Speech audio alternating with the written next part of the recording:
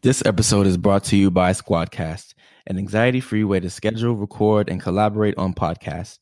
As a podcaster, one of the most important things when recording remote interviews is the quality of your guest audio. While recording solutions like Skype and Zoom are dependent upon the quality of your internet signal, Squadcast is a simple broadcast-based tool that requires no additional software to install. Your audio is recorded locally as studio quality WAV file, then magically uploaded to your session with zero audio drift, which makes editing a breeze. We've been rocking with them for a minute now, and we're loving the experience thus far. So I suggest you get started by hitting up squadcast.fm and use the promo code EXTRA for your 14-day free trial. That is promo code EXTRA at squadcast.fm. Let's get it.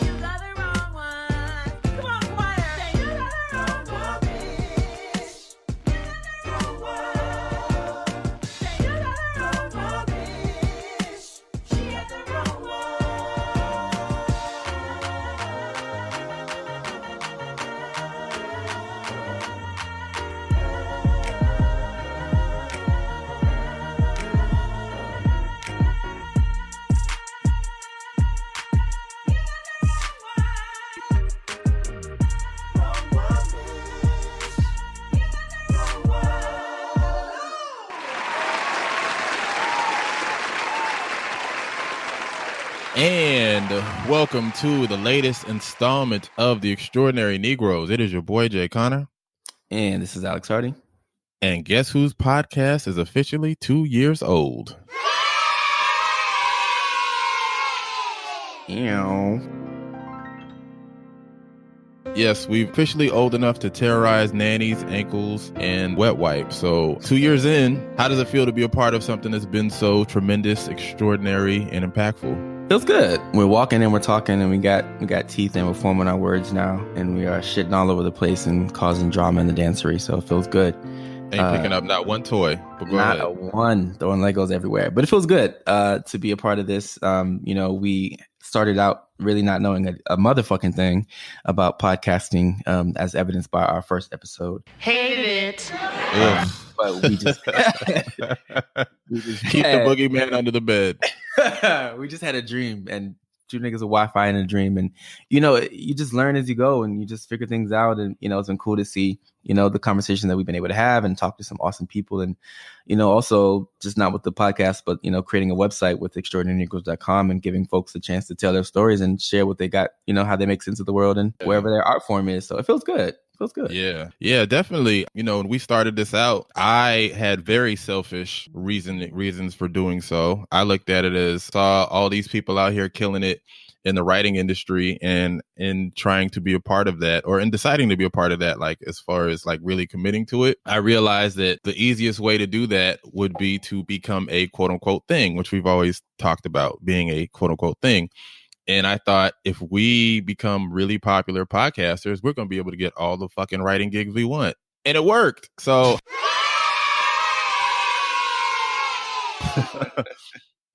but yeah, it's been really dope to be able to create something that's been so impactful between the podcast, our social media following, and our website. We've been able to, influence and, really impact like millions of people, which is insane just to see the kind of scope and impact that we've had on our community. Have you had any like interesting interactions with people that are like fans of the show? It's always a weird prospect, like, as you said, of being a thing or not knowing how what you put out into the world. Like right now, I'm in Washington Heights in my room, and Jay is in Los Angeles, and so we're just talking out, and it's just us talking to each other.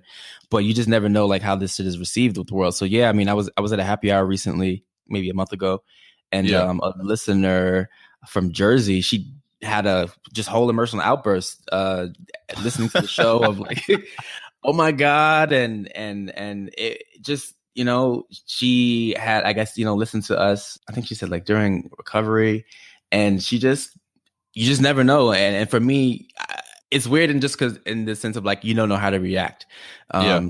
So I'm a hugger, so I just hugged her, and on the street as well. Like, so I mean, if you see us out here, like, say hello. It is good to kind of, we know our faces, but it's great to like be able to meet people who are listening to our words. So if you see us, please say hello.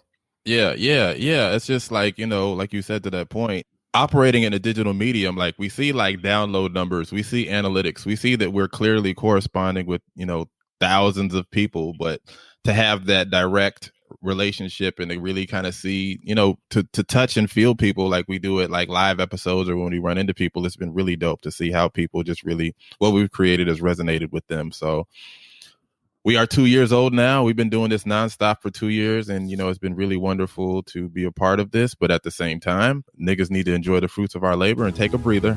I'm tired, boss. Yeah. So outside of maybe an after party or two, there will be no new episodes this summer. Again, no new episodes during the summer. We'll still be active on, our other platforms, our website, our social media. We'll still be, telling people stories on our website. We'll still be providing humor and information on our social media platforms. But we're going to, close the podcast down for the summer, take in some sun rays, enjoy some pool parties, eat some barbecue, and really just focus on coming back bigger, faster, stronger than ever, in August, September-ish. Hopefully in time for this Insecure recaps, but you ain't hear it from me. I ain't the one to gossip. But you ain't heard it from me. You know what I'm saying? Right. Shout out to taking the time to focus on just becoming a whole fucking human being again. As people who follow me on social media have seen, like, I've moved recently and I've been dealing with just like trying to get up and out of that space for a lot of our show, I'll say.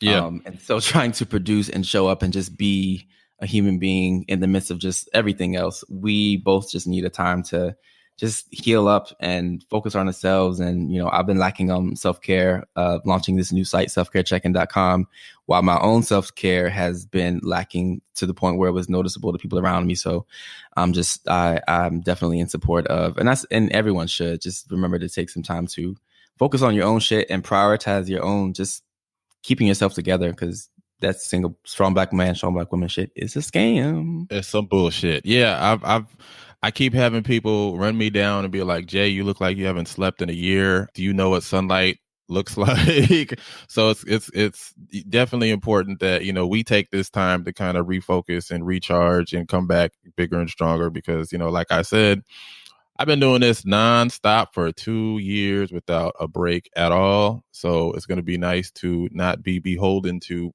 producing content and instead focus on making that content better, so that whenever we come back, it can be more substantial and be more impactful. But let's get to these reviews, Mr. Hardy. Genesic. I'm gonna assume they misspelled Genesis. Says, this podcast is amazing. I'm late to this podcast, but the Black Panther episode has lifted me. I don't leave reviews typically, but I must thank you for the intellectual clarity and unapologetic blackness in this podcast. Thank you! ! Shout out to exclamation points, and shout out to Just Nick for dropping this dope review. Shout out to exclamation points used in moderation. Hey, they're not ellipses. Don't use them 3-4 times in a row. Baby. Anyway, Fig Bars Trav says, your platform is an invaluable resource to your community. Your podcast gives us insight into all the amazing things people of color are doing. Your social media accounts are both hilarious and informative, and your website combines all of the above. Thank you so much for everything you guys do. You are so welcome, Fig Bars Trav. Shout out to you. I don't know where he got that name from. It sounds like it was made in the same Wu-Tang name generator that Childish Gambino got his name from. But shout out to Figs Bar Trav. You're a real one. And thank you for taking out the time to show us love. And for those listening at home, if you love what you're hearing, do the Lord's will. Drop us that 5-star review on Apple Podcasts so we can show you some love and return that love back to you. Shall we get to these hot takes, Mr. Hardy? Yes. So... in the wonderful world of rap beef, crack kingpin turned cornrow connoisseur, Pusha T, is embroiled in an ugly war of words with Mr. R and Beige himself, Mr. Drake Aubrey Graham. Many people were impressed by how quickly Drake responded to Pusha, even though he had likely been made aware of the diss much earlier than Friday at midnight when the album dropped. At press time, Pusha's gone radio silent, save one tweet acknowledging he heard the song, and some are wondering if Pusha's really ready. Well, an interview he conducted with Vulture certainly seems to suggest he is. As writer Craig Jenkins notes in the interview, the combo was conducted before Duppy actually dropped, but Craig doesn't shy away from infrared and its implications, as well as the reactions it could set off. You claim a lot of music superiority. You run the charts for sure. You got it, bro. Got it, homeboy. But I have to question the authenticity of it when you get into the idea of skill set and what you do off of what I've heard publicly. Now, Craig goes on to ask Pusha T straight up if he's ready for all the smoke he incited and the hot summer that could follow. I'm ready for everything that comes with it. Everything. And we're gonna deal in truths. If that's what we're gonna do and that's what we really, really wanna deal in, let's deal in real truths. Because I feel like I was questioned. After Push sent some jabs Drake's way on the last track on his new album, Daytona, Drake returned fire with a scathing Duppy freestyle in which he not only called Push's authenticity into question, but dragged the ever-living fuck out of his sometimes collaborator, Kanye Kardashian. When you hear about slavery for 400 years, that sounds like a choice. However, shit escalated to an entirely different level when Push veered into the point of no return and clapped back with one of the most uncouth diss tracks of all time, The Story of Adidon, in which he aired out all of Drake's dirty laundry and said some rather unpleasant things about his best friend who suffers from multiple sclerosis. So while rap battles have long been considered a blood sport, do you believe that Mr. Pusha T, the cornrow connoisseur himself, took things too far with his latest salvo?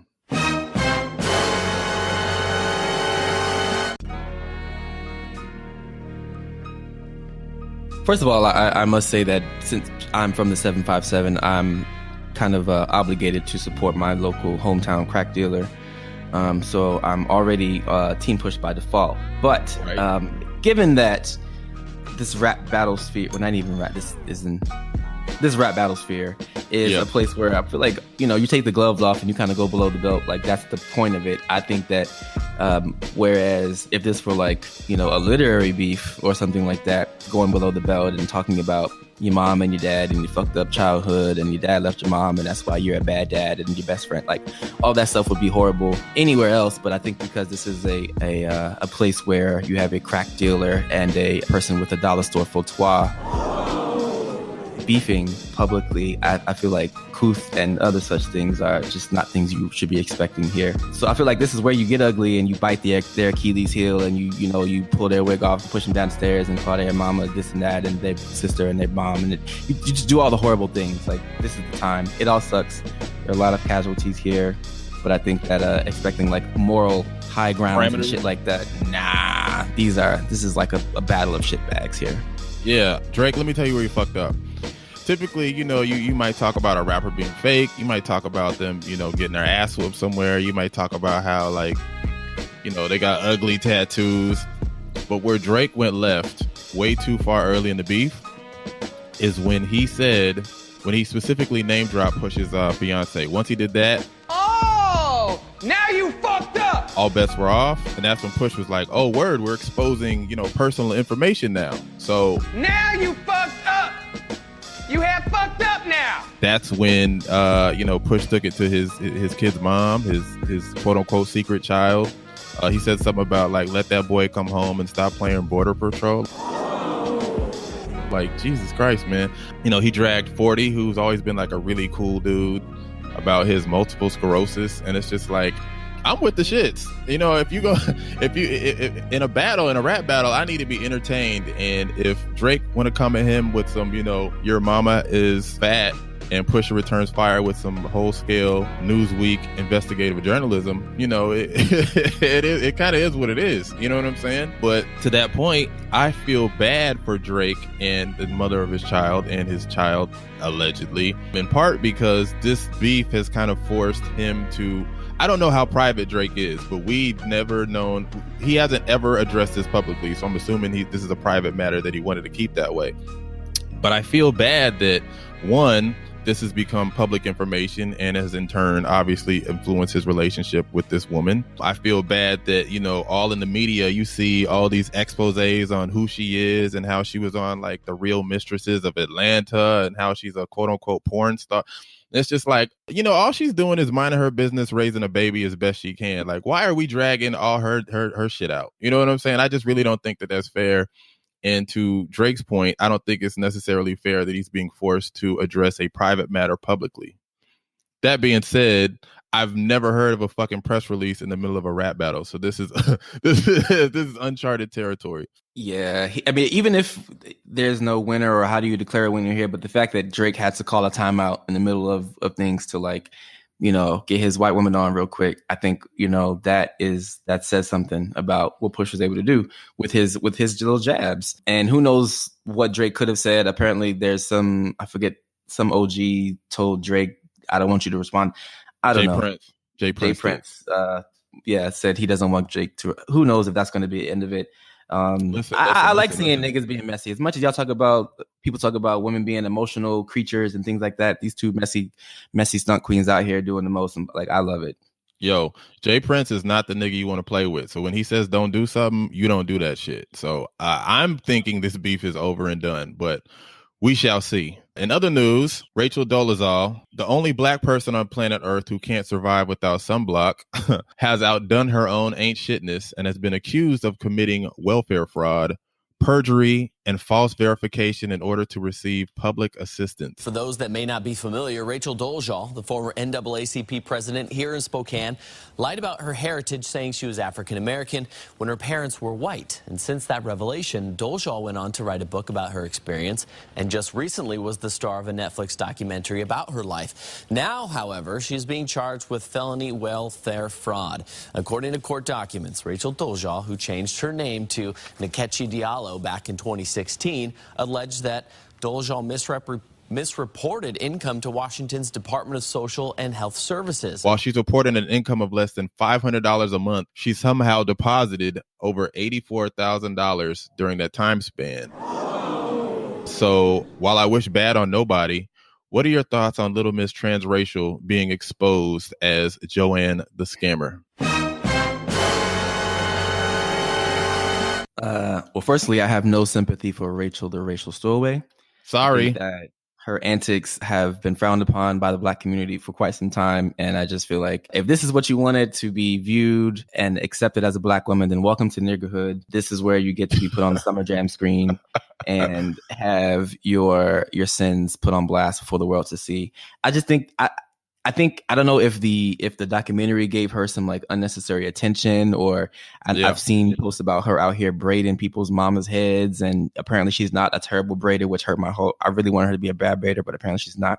Yeah, it shows that culture vulturing pays off. But I'm all for whatever kind of restitution or justice she's got coming her way. If she's going to be flagrant in her awful white womanhood, then I say more power to the investigators. I'm not one out here trying to empower the justice system, but I want them to come through with the full extent of the law and smack down Rachel the racial stowaway, because I have no sympathy for you. Put your foot in her ass. The beauty of this story is that while the general society has always painted welfare, quote unquote, welfare queens as Black women, even though statistics say otherwise, that they are in fact white women. Message. The beauty of this story is we have a white woman who has purported herself to be Black despite her lack of melanin and the acorns that are peeking out of her potato salad. And she gets caught up in this welfare fraud, and she's actually a white person. So it's just hilarious to me how that whole irony situation worked out. But like I said, I don't wish bad on her. I think that $84,000, if you're, middle class, that's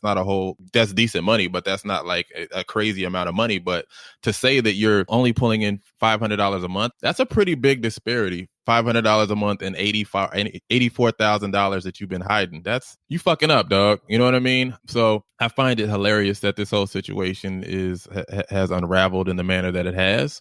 She can have a nice warm bunk next to Harvey Weinstein and Bill Cosby, because apparently she's looking at about 15 years in the Bing. So hopefully, you know what though? I don't think Donald Trump is going to give her a pardon either. So she's just going to have to eat that time.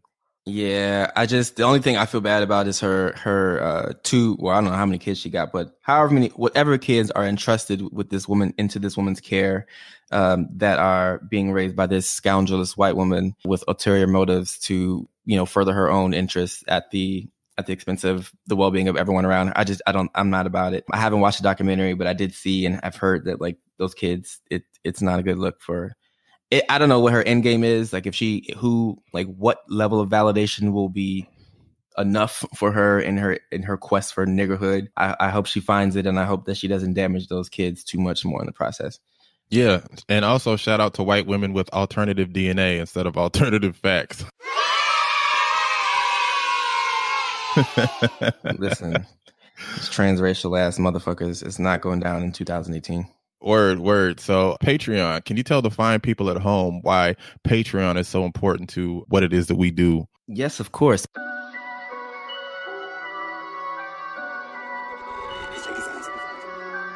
Patreon, if you do not know, dear listener, audience, person, member, is a lovely way for you to support the work that we're doing. Patreon allows you to pledge whatever it is that's in your heart or bank account, whether that's 50 cents or $50 million a month, to help keep the lights on, keep the website up, to help us with publishing these episodes across all the platforms and making it convenient for listeners like you to be able to reach these episodes and hear our voices and our commentary.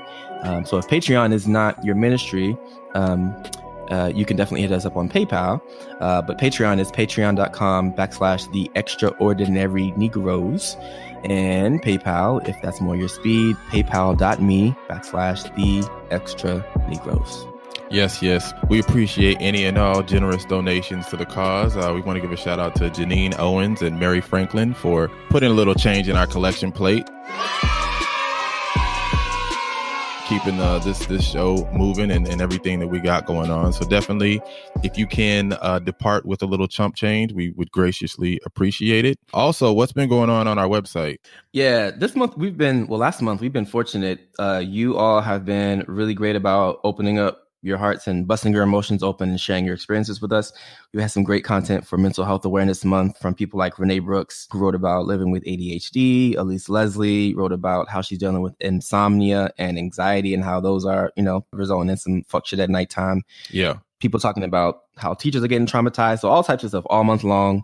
Shout out to Sin, our editor, making those submissions possible. But we want to hear more stories from you. So definitely hit us up at submissions@theextraordinarynegroes@gmail.com. Word. And didn't we have something pertaining to lupus that was posted recently too?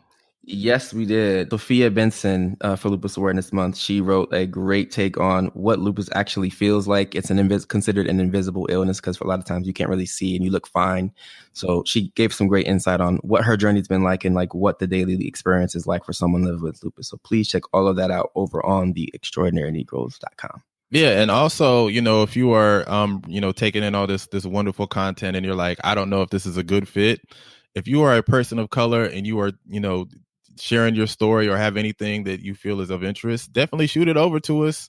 You know what I'm saying? Like, we definitely don't want to appear as though we're being monolithic. We definitely get our jokes off. We definitely talk about everything from fucking chicken to social justice. So if you feel like it could potentially work, if you feel like it fits within our podcast, and it will definitely fit within our website. So, we definitely keep it diverse and we definitely want to provide entertainment and information as well. So we can be informative and entertaining. And that's what we strive to do on all our platforms. So definitely don't shy away from sending us anything you have. We contain multitudes, my nigga. Yes, multitudes, my nigga.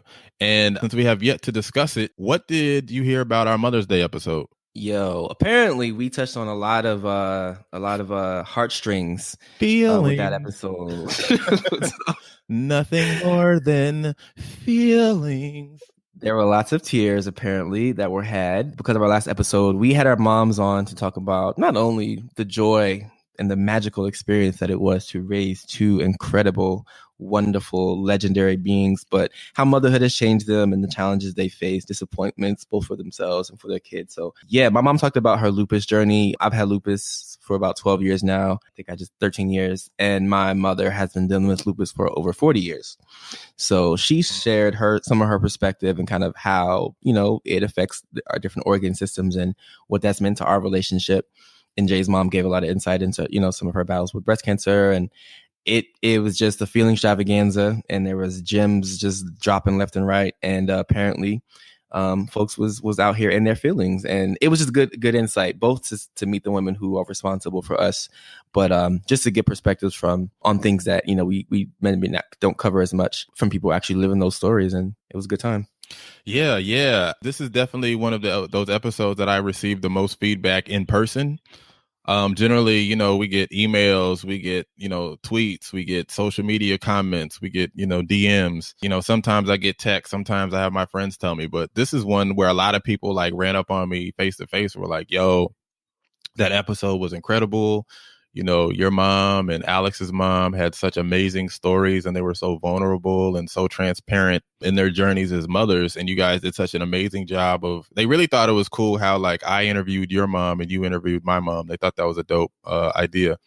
And they just really, a lot of people just really felt like they got so much from it, and they have not only a better understanding of how we came to be as, content creators, but, the trials and tribulations and sacrifices that are required of being a mother, having a whole new respect and understanding and appreciation of the people that raised them as well. So shout out to my mother as well as Alex's for coming through and blessing us with one of our best episodes ever. Yeah. Yes, so yes, indeed. It was good.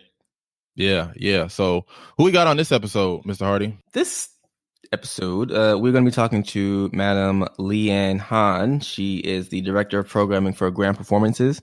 We're going to be talking about nonprofits and how they're an invaluable resource to the community, some of the ways that they serve. And, they often do a lot of work and make magic happen with very little resources and outside support. So it's going to be a good conversation. Yes, that it is. But before we get into that, it's time for some motherfucking shrimp and grits.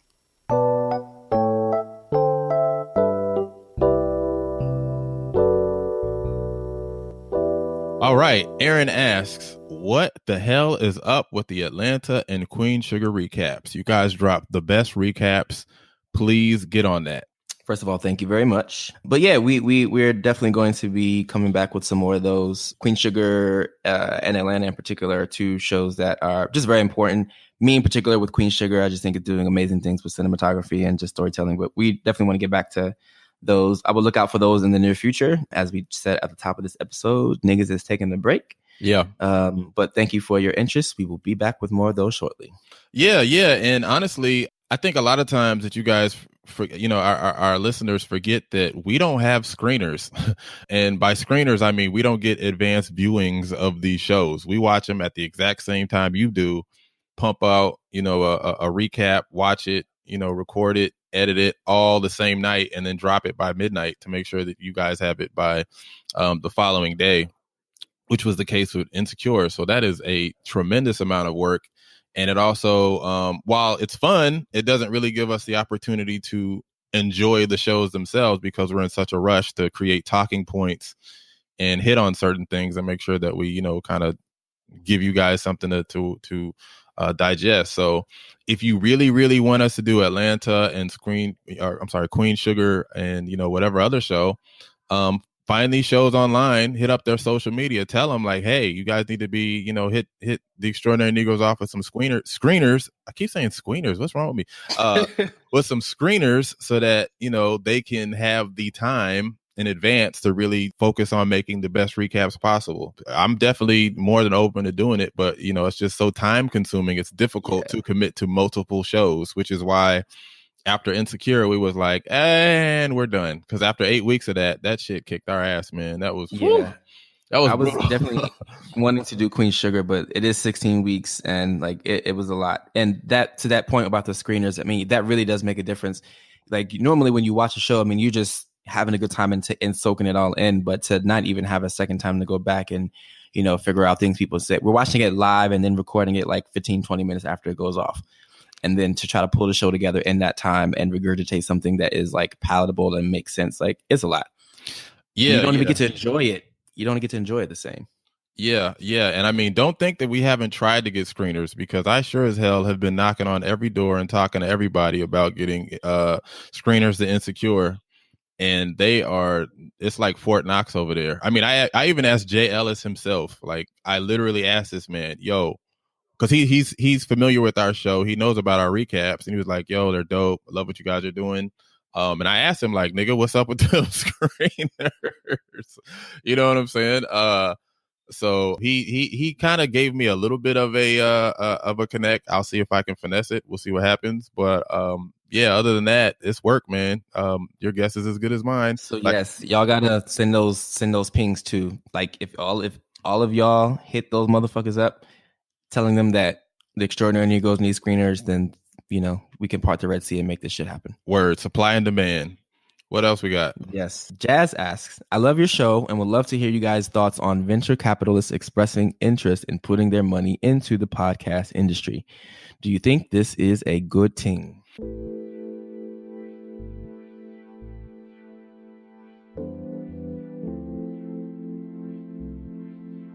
Jazz, I've been reading about this as of late. I haven't really taken the time to really sit there and think on it. But let me ask you a question. If a bunch of billionaires came into Hollywood and said, hey, we want to pour some more, we know that you have, $1 billion industry. You have, the Marvels, you have Sony, you have Warner Brothers, you have all these major companies. We want to pour even more money into those. How do you think that would benefit people of color? You know what I'm saying? Like those resources, Those resources are not going to where they need to be going. You know what I'm saying? While each of these different studios have noble causes on the surface, as far as diversity programs and things of that nature, the fact of the matter is, I think only 3% of writers' rooms have people of color in them. I forgot what. There's another number that's like 7% of something that I heard Diddy say yesterday at the convention or the conference that I was at yesterday. But the fact of the matter is there's a big disparity in the amount of POC representation, both in front of the camera and behind the camera. And the same thing works in the podcast industry. It is heavily segregated. When you go on TuneIn or you go on iTunes or you go on SoundCloud or you go on, Spotify, all these shows that are getting plugged, 9 times out of 10 are white. And if anything, you're surprised when you see a person of color being promoted. So we have a situation in which we have the haves and the have-nots. The only network that is primarily really, showing people of color doing amazing things and really has the muscle to, further their careers and their cause is the Loudspeakers Network.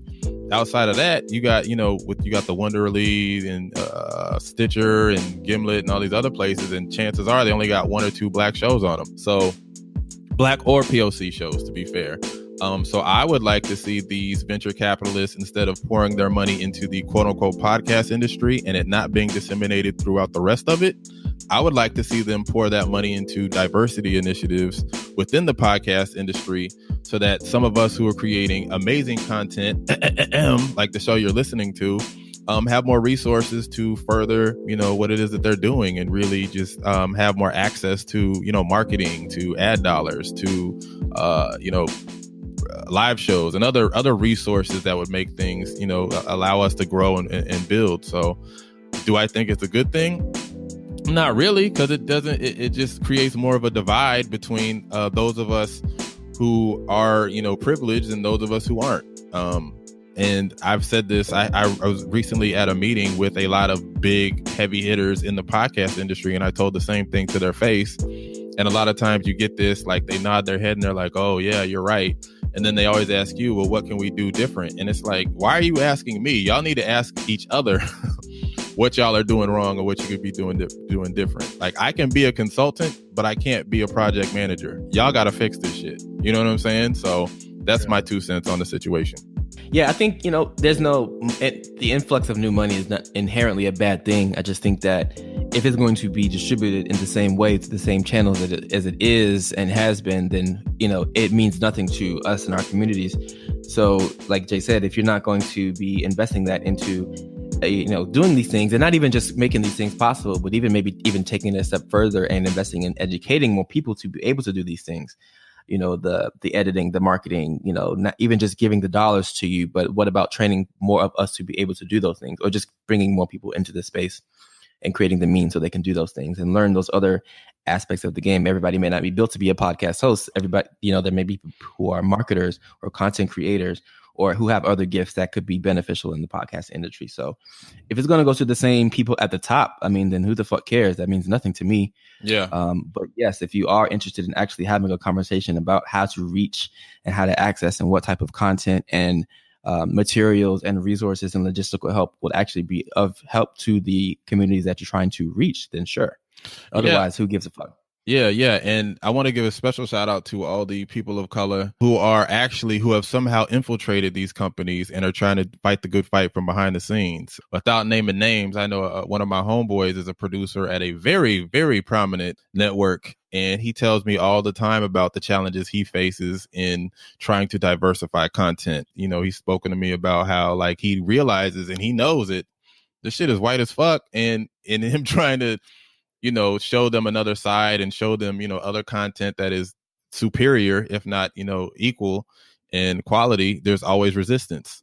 They always don't feel like we're marketable. They always don't feel like it's a guarantee, it's a slam dunk. And I can understand in regards to that if it's not like a known commodity, because nobody, you know, it's a risk to put your money behind something that's an unknown, but don't base it purely on race and come to, you know, generalizations. I mean, last time I checked, Black Panther just killed it. And they finally gave us, you know, the resources that all these other, you know, movies get every other fucking weekend. You know what I'm saying? So it's like, imagine what happens when you put the money behind the muscle. Imagine.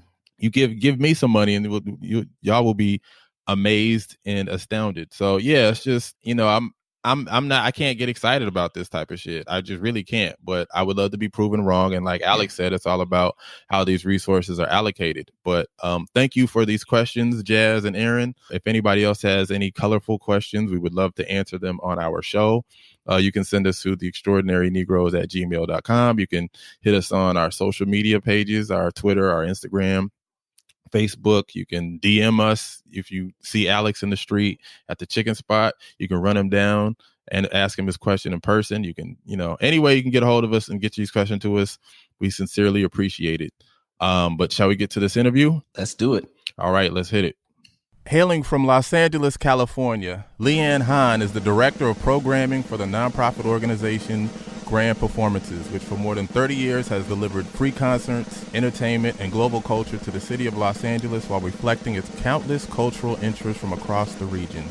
A summertime staple, their next series of concerts includes a performance by Bootsy Collins and kicks off on June 1st. Ladies and gentlemen, boys and girls, the unfortunate souls who just got fired off Roseanne, Leigh Hahn. that whole tweet bomb, man. That was crazy, right? It was cray, yeah. But you know, we all knew that whole thing was going to blow up, didn't we? It was definitely going to come. So yes, thank you for coming to the show. Again, we're partnering with Village Workspaces on this episode, so we want to thank them for letting us come into their studio and participating unofficially but officially in this episode. So thank you, Village Workspace. Yes, thank you. So for people that are unfamiliar, that aren't LA locals or live out here and aren't familiar with the brilliance of Grand Performances, how would you describe what it is you guys do? Grand Performances is, I think, the way for the people of Los Angeles to experience the things that are 3 blocks down the street, but they have no clue exists. Ironically enough, I think Grand Park is all of about 3 blocks from my apartment. Really? See, there you go. So, yeah, so you've been a part of this organization for a long time, since about like 1992, right? Since 92. Over the course of that time period, how has Grand Performances evolved? Grand Performances began as a premier world music presenter. Okay. We came out of a value system that looked at the very many different communities that make up the city and believed and put that into action that all of the different communities, no matter what other cultural background, your age range, your demographic, your interests, all art has value and that it should be presented on a world-class stage with world-class technical support. Yes. So whether you were the Bayanihan Ballet Company from the historic Filipino community, or you were Baba Mal coming direct in from Senegal to promote his new album, though you were given the same level of technical support. So Grand Performances has I think, led the world music presentation world in Los Angeles through our sort of really groundbreaking work in the early 90s. And then as world music became more of a thing and the Hollywood Bowl was doing it, everyone was presenting world music, I kind of at that point in time started trying to figure out how do we as an organization and our program stay current without leaving our value systems behind. So I started looking at the early roots of electronic music, and I did a whole series on theremins and moogs and all kinds of things like that. And then, so each sort of year I put together a grant that is funded by the NEA, the National Endowment for the Arts, and there's a sort of a thematic thing that goes along with that. Sometimes it's regions of the world, sometimes it's a specific form of music, but they're always multidisciplinary, which means music, dance, and theater, spoken word. Okay. And I think that's one of the really cool things about grant performances is that we are an omnivore's dream. A cultural omnivore is going to find something there all of the time. And as we were talking before we came on the air, I encourage people to come to events that they don't believe automatically straight out of the gate that they're going to like it. Yes. I want people to come and have that discovery, because a lot of the artists that we choose to go to and support with our money are things that we that we attend because we know that we're going to get our dollars worth. Yeah. Because then we've already heard them on the radio a bazillion times, or they're deep on our Spotify lists, or you see their Insta blow up, or whatever that thing is. What Grand Performances is doing, I believe in a really good and smart way, is giving the person that wants to have a real true arts experience in person the opportunity to know what's coming up next, sometimes from their own backyard and sometimes from places. Yeah. No, I mean, and you functioning as the director of programming, I think that kind of translates into my next question, is because with Summer Up, there's two things we as Black men love to look forward to, or me specifically. Sundress season? Oh, hell yeah. And grand performances. You know what I mean? And I think...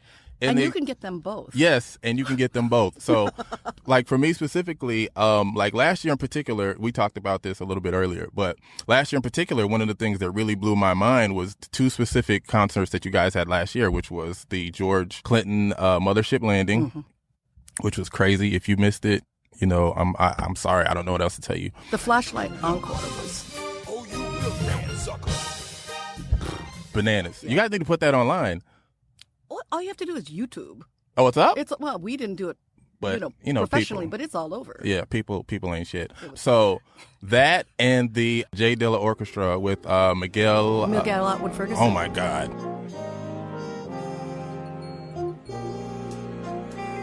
Okay, so I'm gonna give a little plug.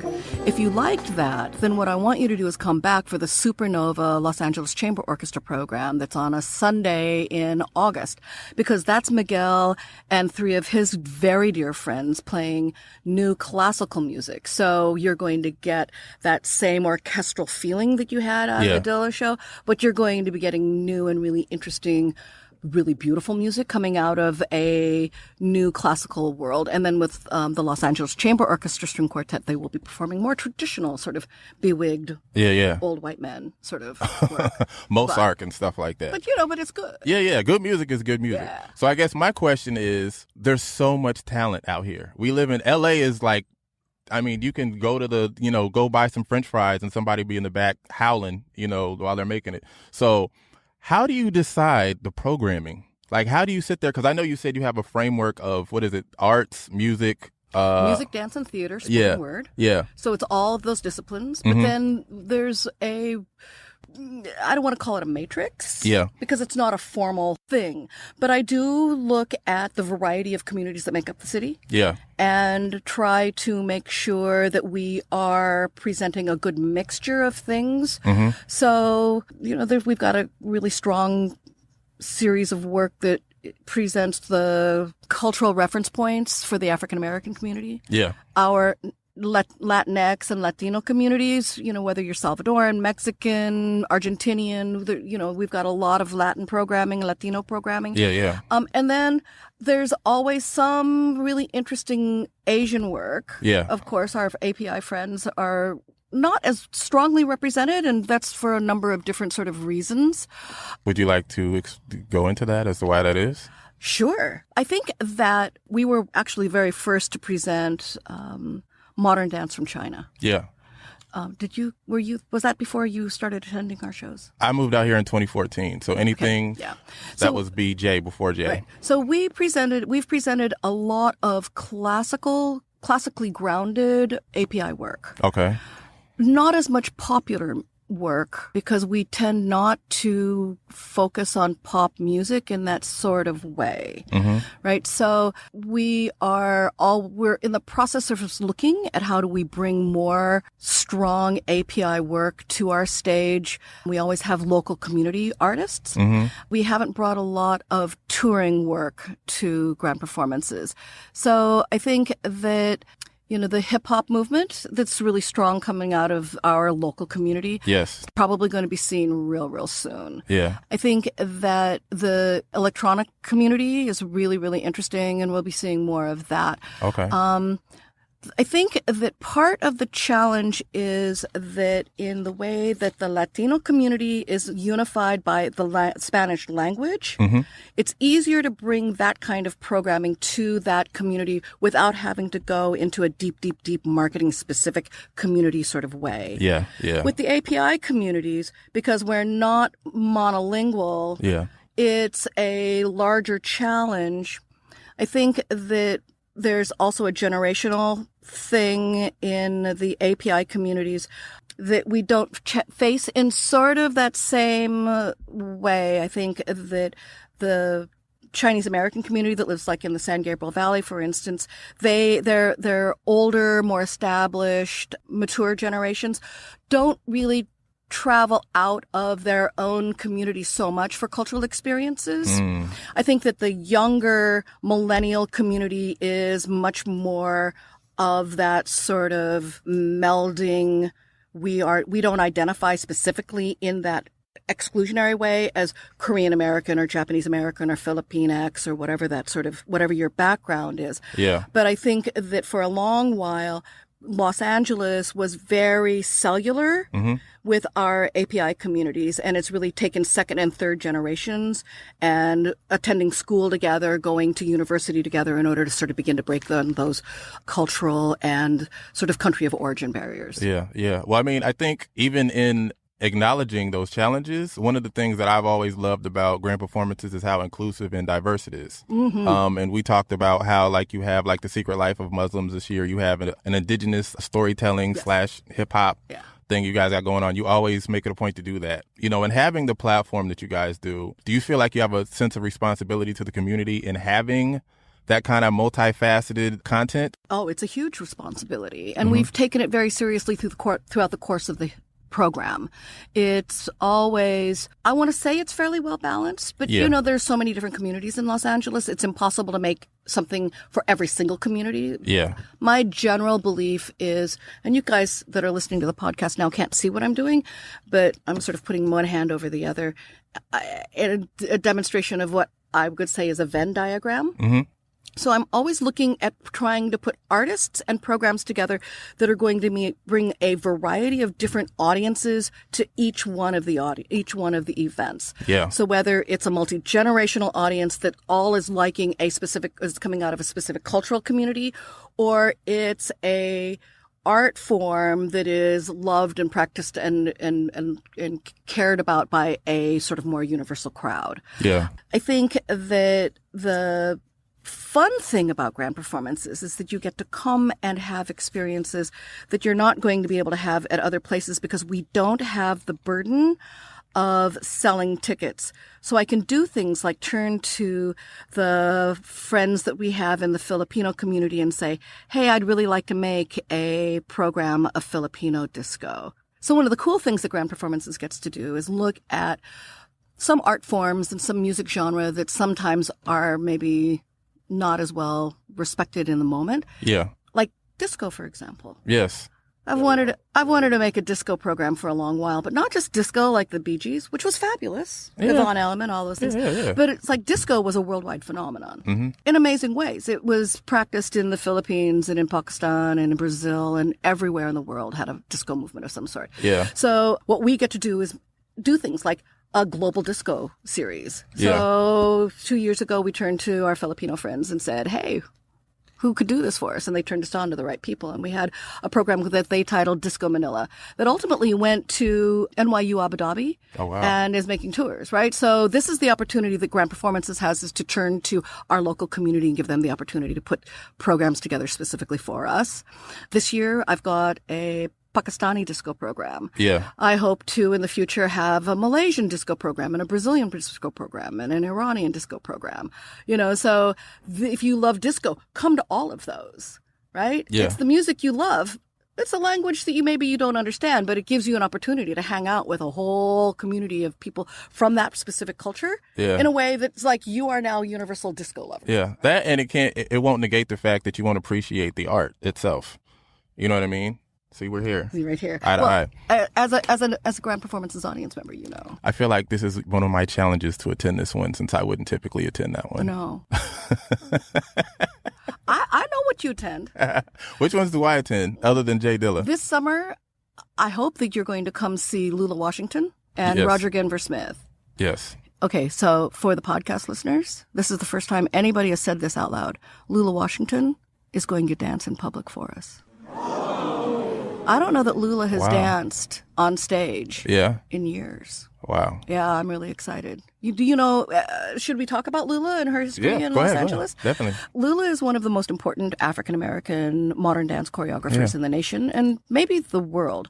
She came out of UCLA and Nickerson Gardens. Yeah. And one of the interesting things about Lula is that when she first applied to UCLA, they said no.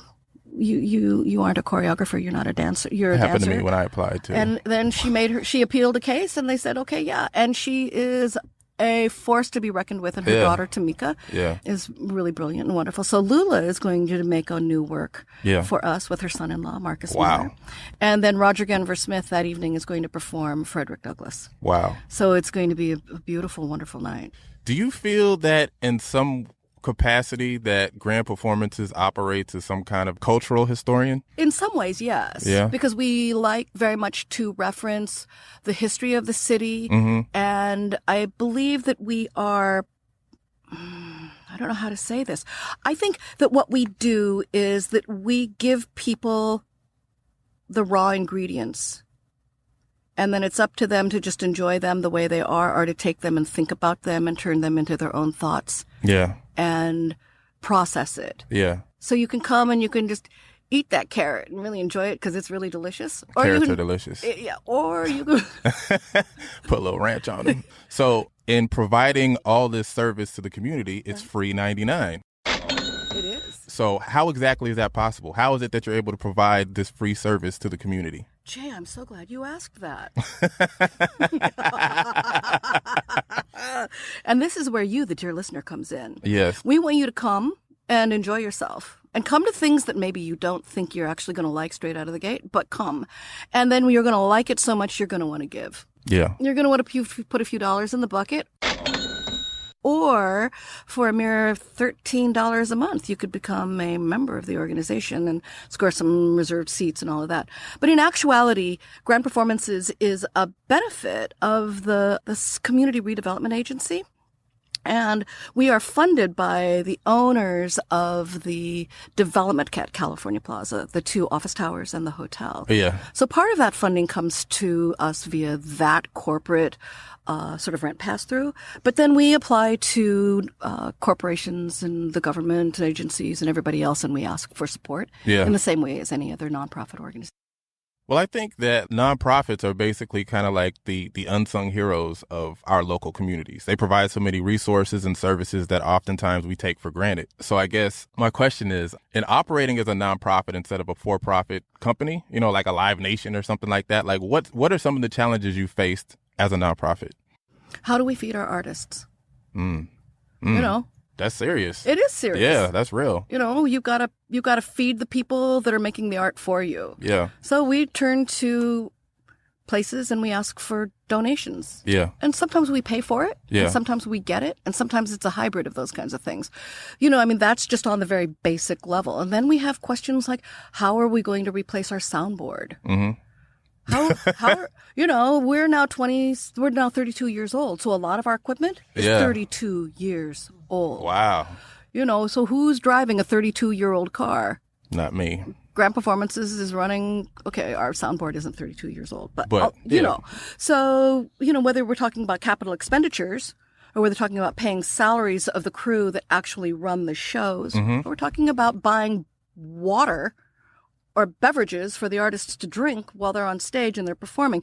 You know, these are all challenges that go along with being a nonprofit organization. I think that in Los Angeles and maybe in other marketplaces as well, I think that the mega festivals have become the direction that a lot of community turns for their entertainment. And I think that has replaced art. Yeah. I don't like to think of Grand Performances as art with a capital A. Yeah. I think of Grand Performances as just a really great experience, whether it's a date or family, whether you're looking to learn something or just have a good time. Yeah. But I think that all of those sort of lifestyle choices in the city, a lot of them are being made and people are channeling their money to a weekend-long music festival or a food festival, or they're buying the pass for the anime convention. Whatever the thing is that they do that they like, they're channeling their larger money into those kinds of experiences as opposed to making a decision to have an experience and support through philanthropy. Yeah.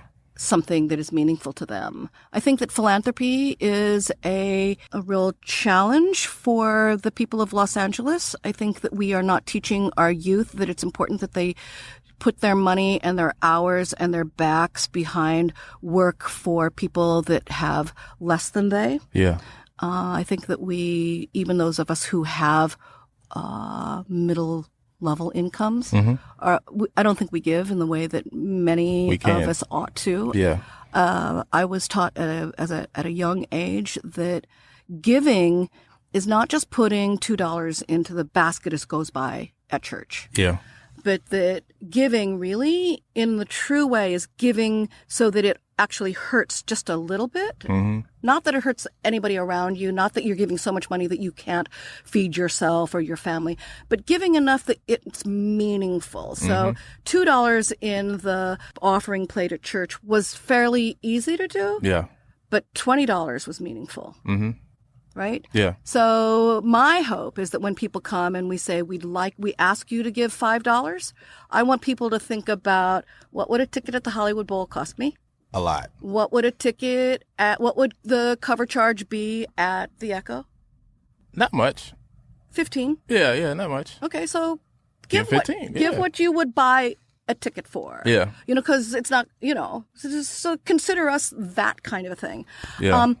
And give according to what you think the value of that program was. Yes. You know, it's like if you're going to buy a ticket to see Bootsy, how much is that going to set you back? At least 80. Thank you. At least. Yeah. You know. Yeah. And I mean, like, even, you know, having like a whole, because I mean, my thing is that for the people who haven't experienced these performances, like, they are like at a world-class level. You know what I mean? Like, it's like taking the J Dilla. How many piece orchestra was that? Like 20 or 30? It was just under 20. Yeah, it's just like, it was a chamber orchestra. That's money. That, like, if you were to see that same thing at LA Phil, that would have cost you about 100 easy. Yeah. You know what I mean? So it's just like the fact that we're getting this free as members of the community, it's important that we support nonprofits, and specifically ones like yours that are kind of proponents of performing arts. Right. You know what I'm saying? Well, you know, I think that it's, you know, we talk about arts, and I think sometimes that's off-putting. And I don't like the idea that we're entertainment, because I think we have more value than that. Yeah. So it's like we kind of sit in this really sort of no person's land of how do we self-identify. And I think that more than anything, we are a good time. Yeah. You know, it can be really fun, or it can be enlightening, or it can be deeply romantic. I think that whatever you're looking for as far as your lifestyle experience, eventually there's something on that schedule that's going to be the right fit for you. Yeah, I definitely think it's more of a cultural experience is how I would categorize it. How do you feel about that? I think that culture comes in all forms and sizes. Fair enough. Fair enough. So would you attribute, because I mean, 32 years is a long time to keep this show on the road. So would you attribute that 32 years of staying power to the rapport that you've established with the community? Or how do you think that you guys have been able to sustain for so long? It's the rapport with the community, but I think it's the basic values and the idea that art practice is meaningful. It's what makes us human. It's what connects us one to the other. And yeah, it's respect for the artists, it's respect for the audiences, and it's respect for the greater community that is helping to actualize the performances on the stage. I think the crew and whether it's our electricians and our lighting technicians or our sound engineers or deckhands or front of house, security, janitorial services, they are all deeply respected. Yeah. And I think that's kind of an inside out. It emanates from us. I think that when you come to grand performances, you know that you are welcome. And that means that whether you're staff, whether you're a person wearing a black shirt on stage, or whether you're the person coming and enjoying the show, you all feel like you are part of a family and a gathering that has significance of some sort. I like that. I like that a lot. And I think that in order to continue to maintain and last another 32 years, obviously it's important to get new people and new fresh blood and new audiences to partake, which brings me to my friend here, Traci. Hi, Traci. Traci, who's been sitting here in absolute silence the entire time. She hosts the Stacks Pod. Would you like to talk about it real quick? Sure. The Stacks Podcast, we talk about books. So it's in line of that cultural entertainment circle. We talk about all sorts of books, and it's just a non-pretentious way to talk about my love and the people around me's love of reading. Yeah. So my question is, how do you market grand performances to new audiences, like somebody like Traci who's never even heard of it? I think that I've heard of it, but just never been. Okay, fair enough. Okay. There are so many options, and depending on where you live in the city. Yeah. I think that in our conversation, it was interesting because you were talking about the community, the audience that you are targeting and that you're participating with and stuff. I think that I would say take a look at the spoken word programs that we do. Grand Performances also does things that are off-season. We did a series of programs with California Humanities Support where we took poets into libraries and they held poetry writing workshops. And there were not just writing, but also performative aspects of that. So I think that Grand Performances looks at the spoken word and literature in a way that is fresh and new. And I think it's a very important part of who we are and what we do. I would say also that one of the things that I want to try to do, I think that, live podcasts are becoming quite the deal, quite the thing. It's like we've done a few, you know what I'm saying? So it's like this is part of our conversation after. Hey. But I would like to begin to start reaching out to especially our podcasters of color and start talking about how do we bring grand performances to your podcast, your pre-recorded podcast. Does it make sense for us to do a live podcast, with something that's got a very specific local band or something that's really important that you identify for your listenership that's going to be meaningful to the grand performances sort of mix and stuff. So I think that collaborative relationships, as you were asking earlier, is one of the things that's kept grand performances really vibrant and important, and that we do have really good, strong relationships, and some of them are long-standing for a very, very long while, and some of them are new. So there's a constant sort of rotation, and we try to keep things fresh, but we also really know and adhere to the idea that longevity and the tradition and the classics are really important. Traci, did you have, as somebody who has yet to attend grand performances, did you have any other questions about grand performances? No, I'm so excited. I want to come to the, what was it, the Lula George one? Lula Washington one. I want to come to that. We'll talk after. Yeah, that sounds amazing. We'll give you the tea. Yeah. Yes. So to continue to keep this party going, how can our listeners support what it is that you're doing? You spoke about it briefly earlier, but I'd like to kind of reaffirm that. Like, how can we as audiences and listeners support, the work that Grand Performances is doing? First and foremost, attend. Yes. Get on the bus, get on the metro, get in your car, come, have a good time, bring friends. You can donate at the events, or you can go to the Grand Performances website, www.grandperformances.org. Just Grand Performances, look it up. The Google will tell you. Do you guys have volunteers as well? We have volunteers. Okay. And we need volunteers. We love our volunteer family. And that's a really great way to, if you don't have money, you got hours. Yeah. Hands. That's something that I tell people all the time is that like people always come at like celebrities and they're like, oh, you only gave 10,000. And it's like, yo, you don't have to be rich to contribute to causes. You know what I'm saying? Like there's outside of monetary, donations, there's plenty of ways that you can support a cause, and volunteering your time is one of them. One of the things that I think people don't know is that we all have mouths. One of the best things people can do is proselytize. Yes. It's like we used to have to witness. Yeah. It was witness for Grand Performances. Yeah. So tell 10 people, spread the word, share the Grand Performances event on your Facebook. Yes. Like Grand Performances, do the social media thing. Yeah. And stuff. And you guys got a hashtag? Grand Perfs. Okay. At Grand Perfs. Nice and easy. That's what's up. Yeah. And again, Grand Performances kicks off this weekend. Yes. So what's on the menu for the summer? What can people look forward to? The summer is going to be big and small. I have this new thing. I think that small is the new big. I think that intimate and up close and personal is what people want. But go ahead. I think that in the way that podcasts are personal because we hear people's voices in our ears. Yes. That having those experiences culturally up close and personal is really good as well. So we have this really wonderful amphitheater. So a lot of the programs this year are going to be in that amphitheater as opposed to the water stage. Okay. Because I want people to see the artists sweat. I want them to be able to hear them breathe. I want that real personal experience. And as far as providing monetary donations, I think you're kind of underselling the importance of the reserved seating. Oh.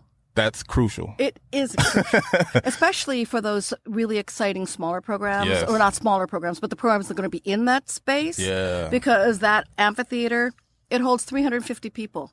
Man. And if you are a donor, then you can ask for seats for those particular programs that are going to be really cool in that amphitheater space, and you get your own reserved spot. Yes. And then you get that stadium seat. Yes. So you're not just sitting on that hard granite. It's a much more comfortable and very, very good experience. Definitely. Our development department, they do an amazing job of taking care of our donors. It's a real art. Christy, our development director, she talks about stewardship and the care and feeding of our donors, and she takes it seriously. That's what's up. Yeah, it's really great. And it's not very expensive. Did I say only $13 a month? So everybody's got $13.